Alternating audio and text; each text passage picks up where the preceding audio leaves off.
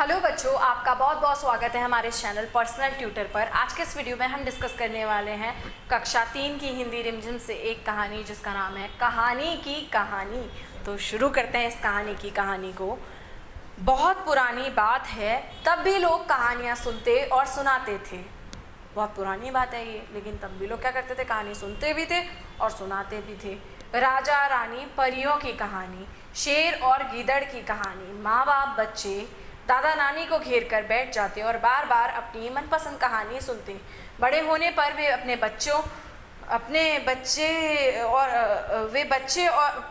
को कहानी सुनाते। तो जब बच्चे बड़े हो जाते थे तो वो अपने बच्चों को भी कहानी सुनाते। फिर बड़े होकर बच्चे आगे अपने बच्चों को वही कहानी सुनाते। इसी तरह कहानियों का यह सिलसिला आगे बढ़ता।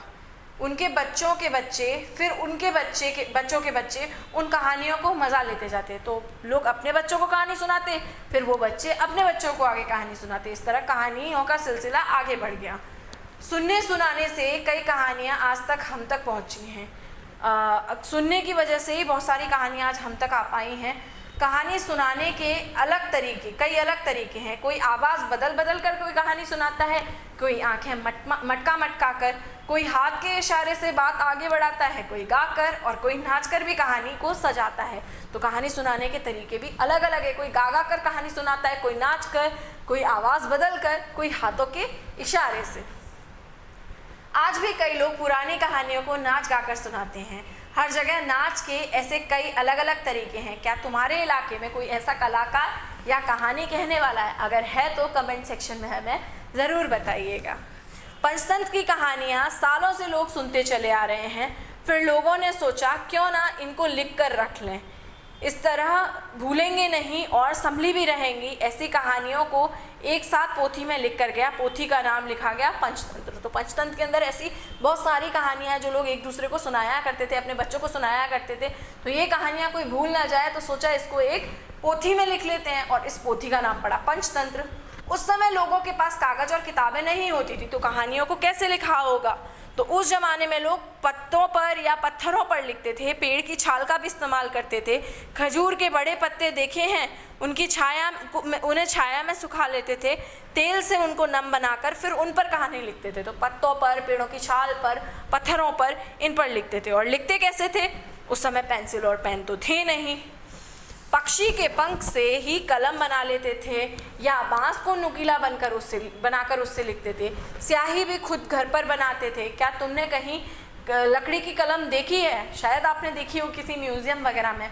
पंचतंत्र की कहानियाँ कई सौ साल पहले लिखी गई थी। दुनिया भर में ये कहानियाँ पसंद की जाती हैं। कई लोगों ने अपनी अपनी भाषा में इस पोथी को लिखा है। जैसे कौन कौन सी भाषा में लिखा है? उड़िया, बंगाली, मराठी, मलयालम, कन्नड़ आदि। यहाँ पंचतंत्र की एक कहानी की एक पंक्ति दी गई है। यह पंक्ति कई भाषाओं में लिखी गई है।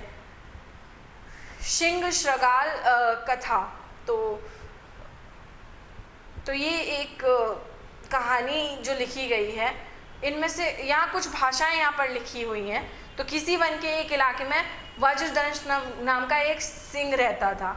तो ये इस कहानी का लाइन इसमें एक दी हुई है। क्या कोई पुरानी पोथी तुमने अपने आसपास देखी? आपके घरों में आपकी दादी नानी या दादा नाना के पास में कुछ पुरानी पोथियाँ या किताबें आपने ज़रूर देखी होंगी। आज हम इन पुरानी पोथियों को संभाल कर रखते हैं। लोगों ने बहुत मेहनत से इन्हें लिखा है।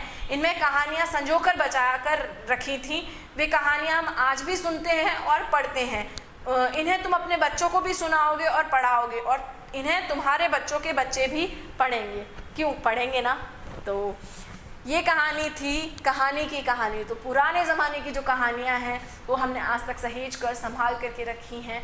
हम वो कहानियाँ हमारी दादी नानी से सुनते हैं और हम आगे अपने आने वाली पीढ़ियों को भी वो कहानी ज़रूर सुनाएंगे। आई होप आपको ये वीडियो लेक्चर पसंद आया होगा। वीडियो को लाइक कीजिए, साथ ही साथ चैनल को सब्सक्राइब कीजिए। Thank you.